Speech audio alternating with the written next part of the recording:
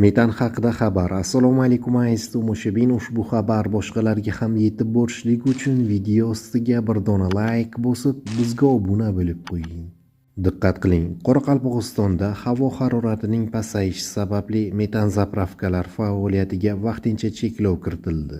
Bu haqida 25 fevral kuni Hudud gaz Qoraqalpog'iston gaz ta'minoti filiali ma'lum qildi. Qayd etilishicha, havo haroratining keskin pasayishi magistral gaz tarmoqlarida gaz bosimi tushib ketishiga sabab bo'lgan. Birinchi navbatda shaxsiy xo'jaliklar va ijtimoiy ahamiyatga ega obyektlarni barqaror gaz bilan ta'minlash asosiy vazifa hisoblanadi. Qo'shimcha ma'lumotlarga ko'ra, ushbu choralar faqat sovuq kunlarda aholiga barqaror gaz ta'minotini kafolatlash maqsadida amalga oshiriladi va vaziyat barqarorlashgach, cheklovlar bekor qilinadi va holat 3-4 kun ichida ijobiy hal etiladi, deyiladi markaz xabarida.